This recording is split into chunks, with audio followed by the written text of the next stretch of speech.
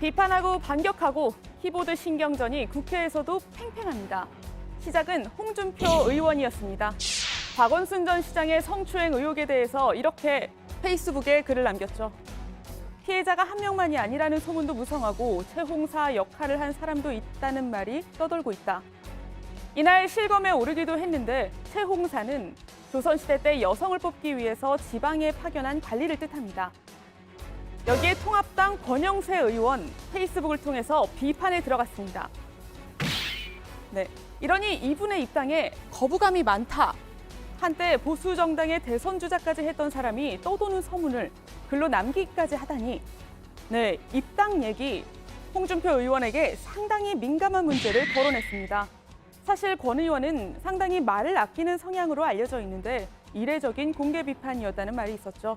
그런데 이분 이렇게 일부러 거리감을 두는 듯한 표현도 보이고요. 권 의원은 앞서도 무소속들의 입당에 대해서 긍정적이지는 않았는데요. 그분들이 들어와가지고 그 중요한 숫자의 변화가 되면 모르겠는데 그런 것도 아닌 상황에서는 인위적으로 우리 국민들한테 우리에게 준 그 인원을 변동을 시키는 거는 조금 적절하지는 않다고 보고요. 서운했을까요? 홍 의원 페이스북에 더 센 워딩으로 반격합니다.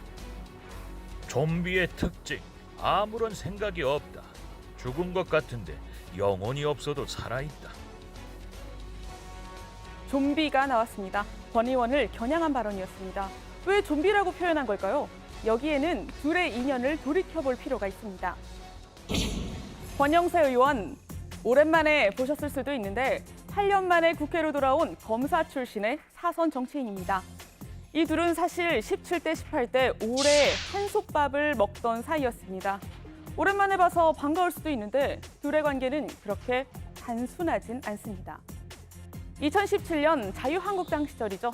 홍준표 대표는 친박 인적 청산을 내걸었었습니다. 친박이라는 분들은 이념 집단이 아닙니다. 그냥 국회의원을 하기 위해서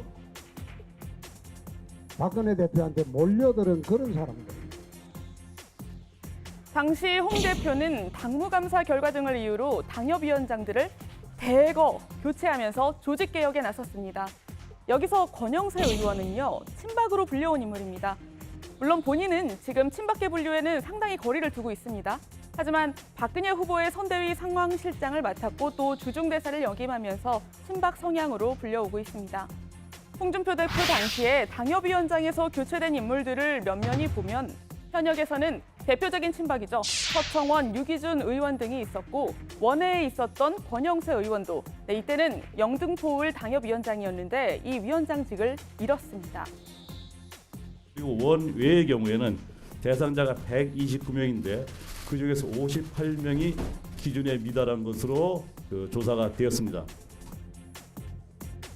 그렇게 밀려난 권 의원, 돌고 돌아서 용산으로 와서 다시 어렵게 국회에 입성한 겁니다.